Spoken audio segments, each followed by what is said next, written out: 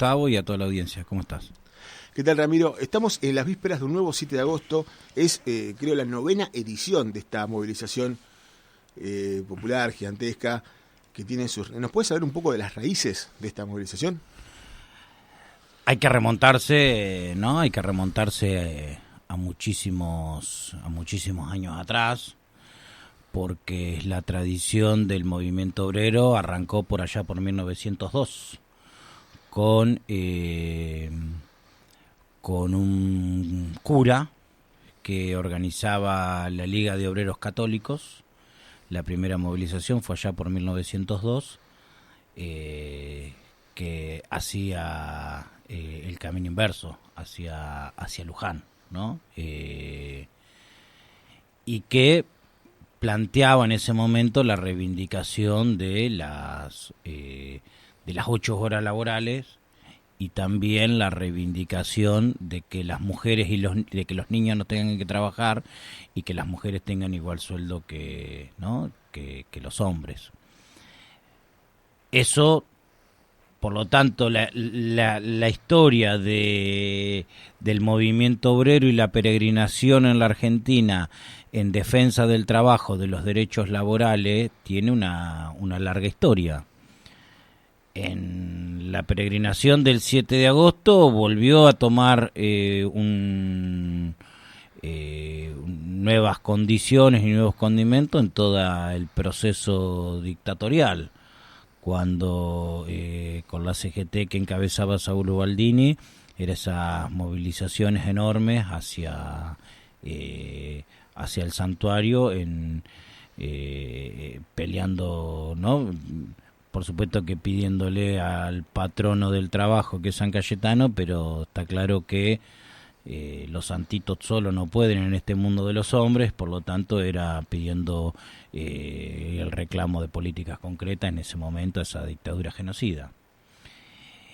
Y ya más en esto, a esto más contemporáneo, tiene que ver mucho con el rol del Papa Francisco y el rol que le pone a los movimientos populares en esa crítica que tan justamente hacía hacia un sistema capitalista que no hace otra cosa que superexplotar y descartar a millones y millones de trabajadores a la pobreza y a la marginación. Todos esos trabajadores que construyen y trabajan en una fábrica de auto, pero que nunca pueden llegar a tener la posibilidad de comprar ese mismo auto que ellos mismos fabrican, sobre la base de la plusvalía y la acumulación de riqueza sideral, ¿no? Fenómeno que se ha ido agudizando en las últimas décadas, por así decirlo, luego de la derrota del socialismo en el mundo y del capitalismo y del sistema capitalismo como sistema de expoliación y de explotación de los hombres y de las mujeres. Entonces el Papa, ubicando que si uno agarra solo datos de la Argentina, de la actualidad, el 55% de los trabajadores se encuentran en la informalidad, que muchos de esos trabajadores son los que todos los días salen a construir su empleo, vendiendo en una feria, cuidando, las distintas changas que la gente tiene que hacer a diario para sobrevivir. El Papa, durante todo su papado, fue un defensor de un sector descartado, excluido, en una reivindicación de la tierra, techo y del trabajo, en un mundo donde alcanzaría tierra para todos, pero que la tierra se concentra en unos pocos. Si uno agarra solo la Argentina, hay 4.000 familias que tienen el 33% de la tierra productiva. Eso se expresa en toda América Latina, ¿no?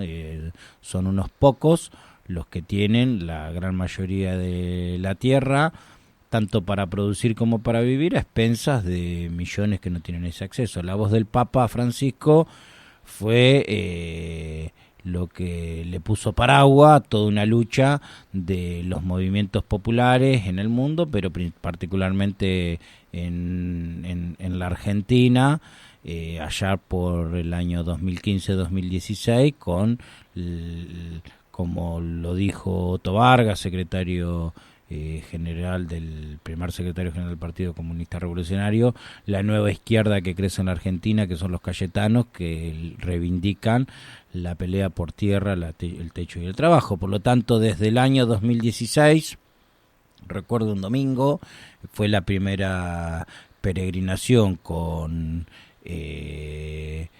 la prédica de Francisco y de un sector de la Iglesia que reivindica la doctrina social, la de aquella doctrina social de la Iglesia de León XIII, y que los movimientos sociales, los movimientos populares lo tomamos como propio en en ese periodo 2016, en la lucha contra el macrismo, en la pelea por derechos, como fue la ley de emergencia social, que garantizó un salario social complementario y un salario mínimo a aquellos trabajadores, o una parte de esos trabajadores, que el sistema y que las grandes empresas y los monopolios iban tirando a la desocupación y al descarte, ¿no?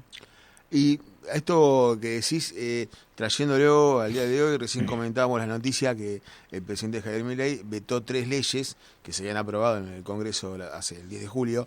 Una de ellas traía lo de el aumento de los jubilados, un aumento del 7,2% nada más.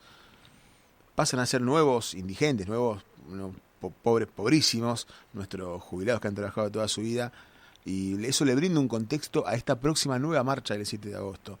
¿Qué es lo que desde la corriente de la 7 combativa ven de importante? ¿Por qué todos deberíamos movilizar este 7 de agosto de Liniers a Plaza de Mayo? Bueno, en primer lugar, se ha dado toda una pelea para que este 7 de agosto, además de profundizar, va a ser el primer 7 de agosto sin Francisco en vida, ¿no? Además de profundizar las banderas y la lucha por tierra, techo y trabajo, paz, pan, tomamos la consigna de la CGT de los argentinos de Gualdini, ¿no?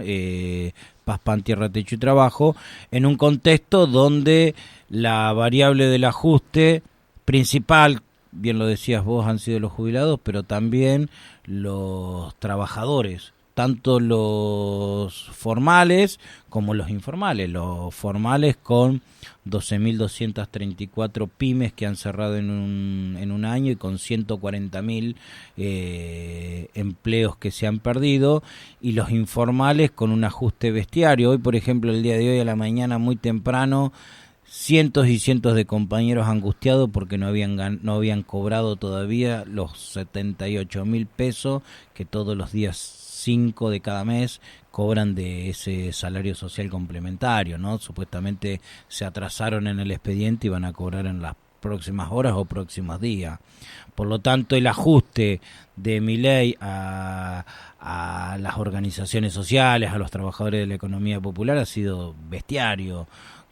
Han recortado el alimento. En 2 años no han garantizado un paquete de polenta a los comedores populares, han licuado el monotributo social, han sacado la obra de los barrios. Todo eso no es gratis, sino que cuando rompen todo proyecto de obra pública, lo que va creciendo en los barrios no es el trabajo y la dignidad, sino la falopa, el narco y el sálvese quien pueda, ¿no? Nos llevan a eso. Por lo tanto, la jornada de este jueves ha sabido sintetizar con la UTEP como instrumento, y ha sabido ir en búsqueda de todos los que están luchando en esta Argentina, o una parte de todas esas luchas emblemáticas de este último periodo contra la política de Milei de ajuste y represión.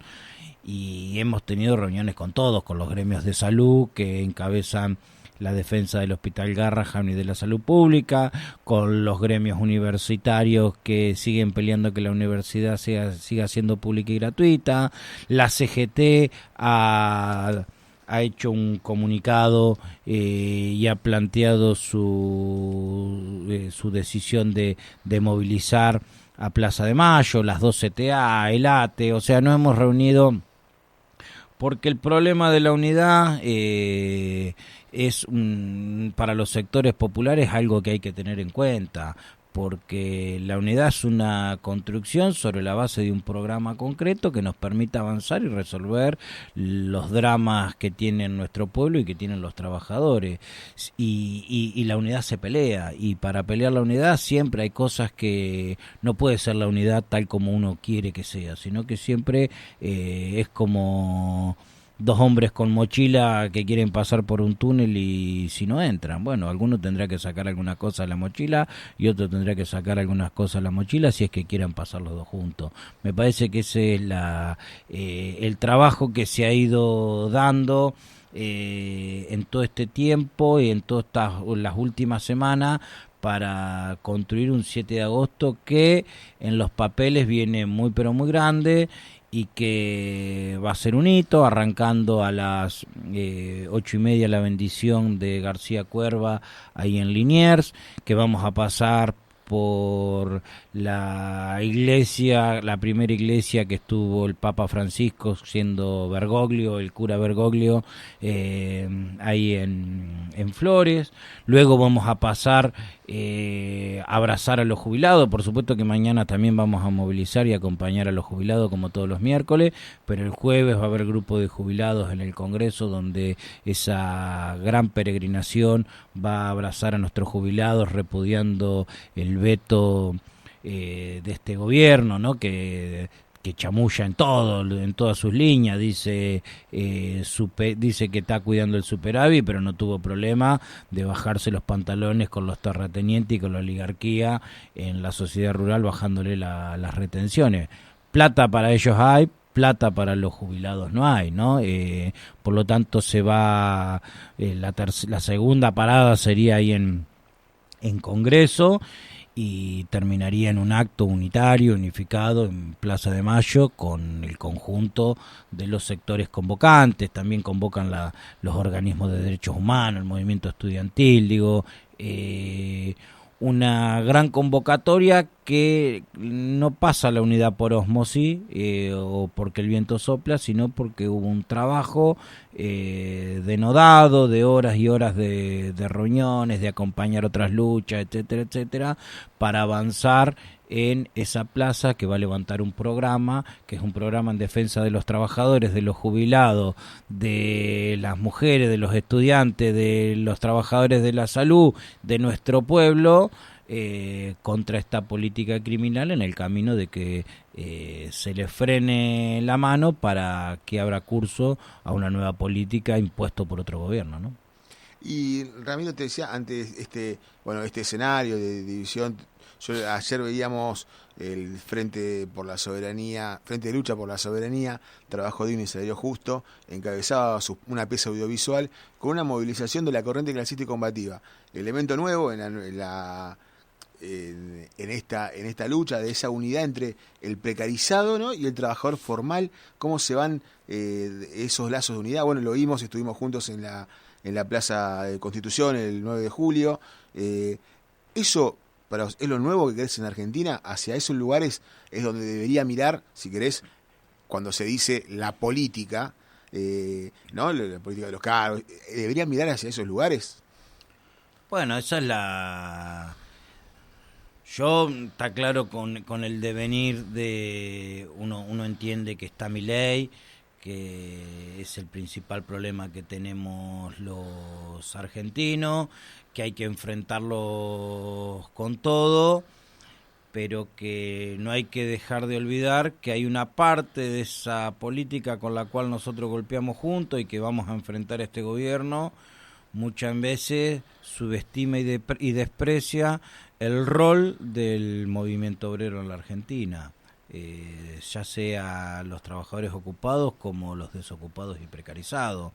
Hay una idea de que los trabajadores solo será para la lucha sindical o para la lucha social y que la política la hacen ellos. Claramente Eso es el principal motivo por la cual miles y miles de argentinos a lo largo y ancho de todo el país en las últimas elecciones provinciales han decidido no ir a votar, porque esa política habla de cosas y se preocupa por cosas que la mayoría de los laburantes de a pie, que todos los días salen temprano a ganarse la changa, no hacen simbiosis con eso que plantea. Sus intereses parecieran ser y eso lo tenemos que discutir para reconstruir esta Argentina brutalmente destruida que va a dejar Milei, porque hay que animarse a discutir quién le abrió la puerta a Javier Milei. Uno no puede pensar en Javier Milei sin años y años de una política y de una democracia burguesa y liberal que no resolvió los dramas de nuestro pueblo y que por todo lo contrario se ha profundizado cuestiones como la pobreza estructural. Si cuando se va la dictadura la pobreza estructural en la Argentina era del 3% y cuando se va Alberto Fernández la pobreza estructural en la Argentina es de casi el 20%, entonces está claro que estos tipos que nada en el proyecto de la dictadura no tienen tantas diferencias, estos tipos supieron captar todo ese descontento y toda esa cuestión que la política se fue alejando de los dramas y de las resoluciones concretas y de los que se siguen beneficiando en la Argentina. Por lo tanto, creo que tendría que ser un llamado de atención, porque la principal oposición a este gobierno en estos 2 años, pese a quien le pese, reconozca a quien la reconozca, ha sido nuestro glorioso pueblo argentino dividido, golpeado, sufriendo en las calles contra ese gobierno. Si uno no ubica eso, y una parte de la política se piensa que son ellos mandando de vez en cuando un Twitter y haciendo sus declaraciones en streaming, se piensan que eso es la oposición, y la oposición será una parte esa, pero la verdadera oposición ha sido de nuestro pueblo a la calle. Y la pelea es que eso se exprese políticamente en las elecciones. Bueno, ahora estamos de cara a los cierres de lista, esperemos que no pase lo mismo que fue el cierre de lista en la provincia de Buenos Aires, donde las mismas caras son las que hegemonizan las listas, ¿no? Las mismas caras de siempre. Esperemos que haya un jubilado, que haya un trabajador de todos estos gremios que han enfrentado esta política, que haya un desocupado precarizado, que haya un campesino, una campesina, que haya un referente de los derechos humanos. Digo, que esté en esa lista llena de aquellos que han encabezado la principal oposición con este gobierno, que ha sido la calle. Muy bien, de mi parte nada más. Si querés concluir con algo más para los que vamos a ir el jueves. No, invitar a todo el mundo, que va a ser bisagra y que hay que fortalecer y caminar en estos tiempos con las dos patas. Lo de la calle, lo de la unidad y lo de enfrentarlos a estos tipos, y también golpearlos en las próximas elecciones con fuerza patria como instrumento para derrotarlos en las urnas, para después derrotarlos en las calles en el camino de construir otra política. Bueno, muchas gracias, Ramiro, por tu participación en este programa.